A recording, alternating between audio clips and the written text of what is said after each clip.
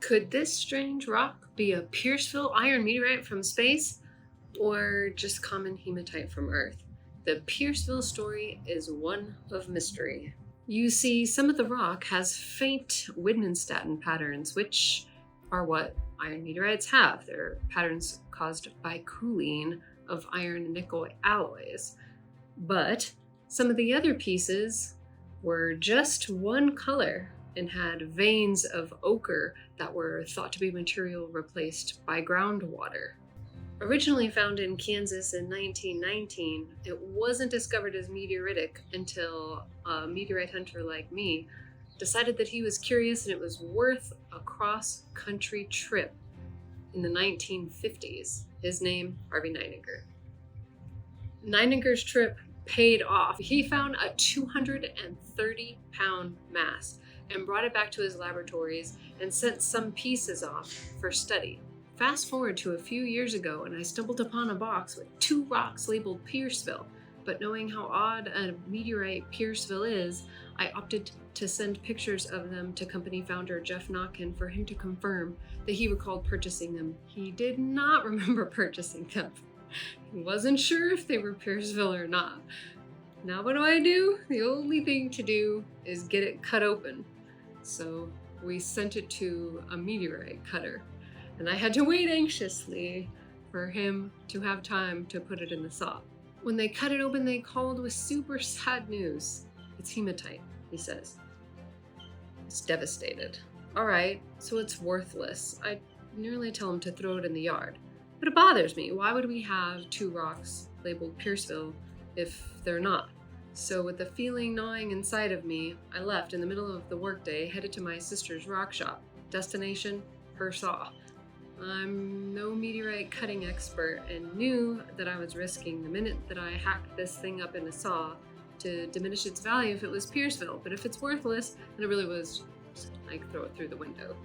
So what would you do? Would you run the saw? Would you cut it open?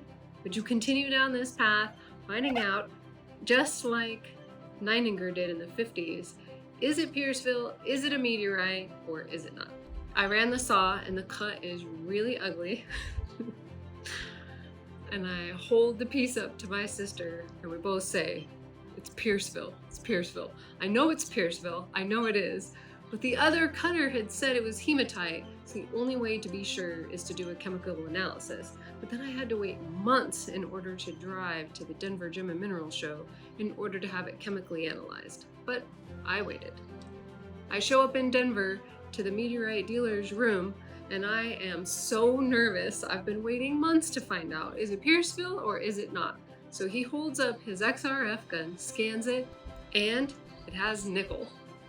What does that mean, it has nickel? What does it matter that it has nickel? Well, hematite on Earth does not have nickel, but space rock that has basically just eroded and oxidized into hematite, the nickel remains.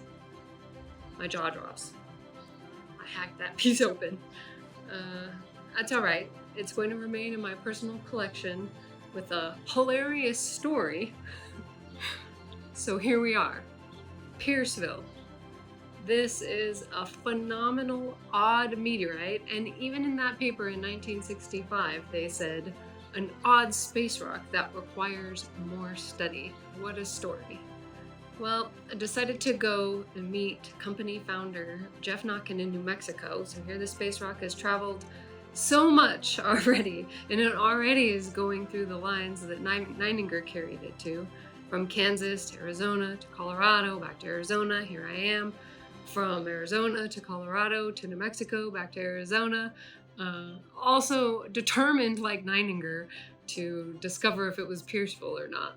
And when I met with the company founder, this is what he had to say. So all the aerolite Piercevilles are Neininger pieces, and they're all from ASU. I did a trade with Lawrence Garvey some years ago, and all known, as far as I'm aware, all known Pierceville pieces, certainly all the ones that we have, were Neininger finds. And we commonly say, oh, this was a Neininger find and that was a Neininger find.